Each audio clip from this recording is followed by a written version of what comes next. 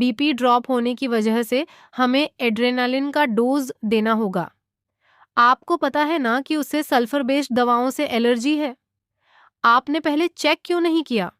आपने वो फॉर्म लेने के लिए किसे भेजा था? उसे तुरंत बुलाइए और आपको इसी वक्त यहाँ से निकलना होगा। आपके पति और आपकी फैमिली उस डॉक्टर से मिलना चाहती है जिसे उस टीचर ने फॉर्म दिया था। अगर आज मैं यहाँ से चली गई तो मेरा डॉक्टर बनने का सपना खत्म हो जाएगा। मैंने अपने बच्चे के लिए खुद को चुना है और अब मैं खुद का साथ नहीं छोड़ूंगी। हॉस्पिटल के उस इमरजेंसी वार्ड में हर तरफ अफरा तफरी मची हुई है। मशीनों की बीप बीप, डॉक्टरों की तेज आवाजें और मरीजों की हालत, सब कुछ एक साथ चल रहा है। इसी बीच सानिया को स्ट्रेचर पर लाया जाता है, जिसकी हालत बेहद गंभीर होती है। विश्वास और उसकी फैमिली घबराकर बाहर खड़ी होती है, जबकि अंदर आरंभ अपनी पूरी कोशिश में लगी होती है। सानिया का केस आसान नहीं है। एक्सीडेंट ने उसके शरीर को बुरी तरह प्रभावित किया है और ऊपर से उसकी दवाओं की एलर्जी इस केस को और भी रिस्की बना देती है।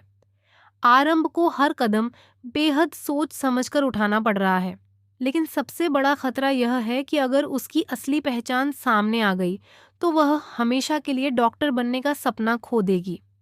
इसी दौरान हॉस्पिटल में डिम्पल और नंदिता भी पहुंच जाती हैं।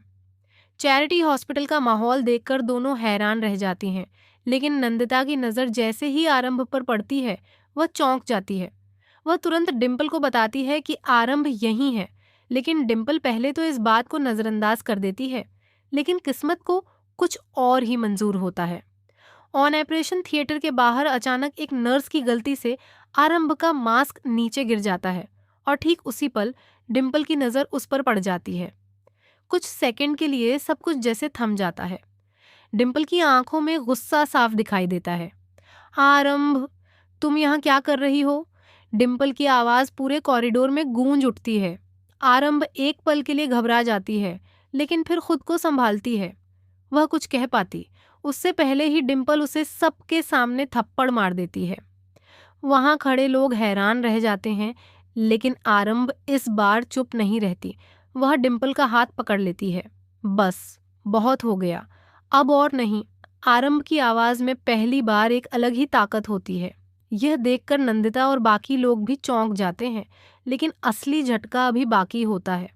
तभी वहां एक सीनियर डॉक्टर आ जाता है, जो सब कुछ देख रहा होता है। वह आगे बढ़कर आरंभ के पक्ष में खड़ा हो जाता है और कहता है, अगर आज यह लड़की यहाँ नहीं होती तो सानिया की जान नहीं बचती। यह सुनकर विश्वास और उसकी फैमिली हैरान रह जाते हैं, लेकिन कहानी यहीं खत्म नहीं होती। अचानक हॉस्पिटल में पुलिस पहुंच जाती है। सबको लगता है कि शायद आरंभ को पकड़ने के लिए पुलिस आई है, लेकिन पुलिस सीधे डिम्पल और नंदिता के पास जाती है। पुलिस इंस्पेक्टर एक फाइल खोलता है और बताता है कि सानिया के एक्सीडेंट के पीछे एक साजिश है और उस साजिश में डिम्पल का नाम सामने आया है।